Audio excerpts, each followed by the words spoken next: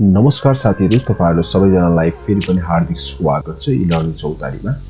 धेरैजना साथीहरुले text to speech यानी कि अक्षरमा टाइप गरेका कुराहरुलाई भोइसमा कसरी कन्भर्ट गर्ने भनेर सोधिरहनु भएको थियो। उहाँहरुको प्रब्लमको समाधानको लागि यो भिडियो म बनाइरहेको छु। जस्तै म यसमा कीबोर्ड टाइपिङ गर्छु। जस्तै मैले लेखे hello in this video I am going to teach you how can you create a text into video.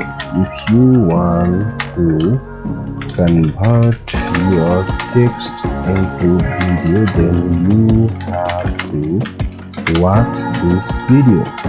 साथीहरु मैले यसमा केही अक्षरहरु टाइप गरिसकेको छु। अब यो टेक्स्टहरुलाई भिडियोमा कसरी कन्भर्ट गर्ने यसको लागि जस्तै मैले यसलाई सिलेक्ट गरे, कपी गरे।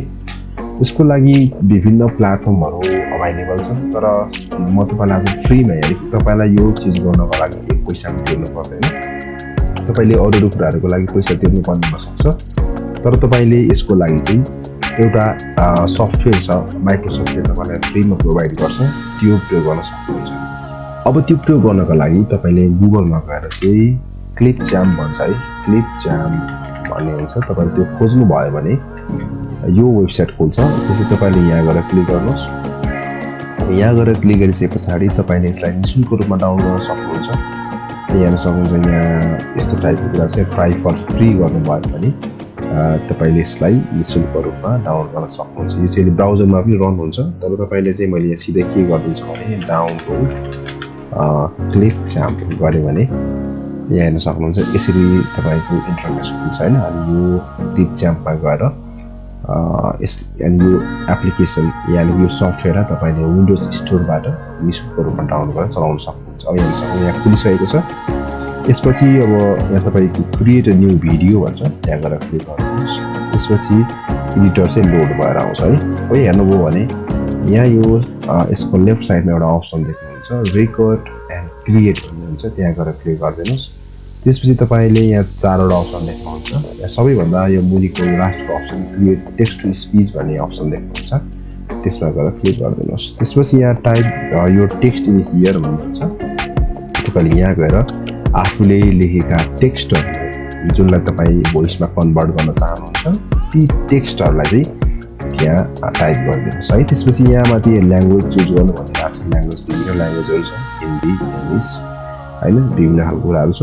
भोइस पनि तपाईले चुज गर्न सक्नुहुन्छ, छोरा मान्छे वा छोरी मान्छे कसको बनाउने। जस्तै मैले यहाँ क्रिस्टोफरको मैले बनाए।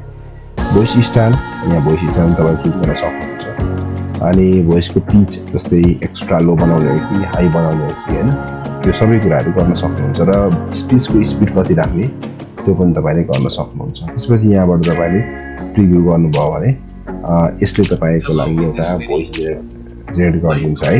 अनि अब यदि सबै गरेपछि तपाईले यहाँ सेभ टु मिडिया भन्छ, त्यहाँ गएर क्लिक गर्नुभयो भने त्यो भोइस चाहिँ यहाँ क्रिएट भएर आउँछ। यसरी तपाईले इजिली क्लिप जैमको युज गरेर चाहिँ कुनै पनि टेक्स्टहरुलाई चाहिँ भोइसमा कन्भर्ट गर्न सक्नुहुन्छ।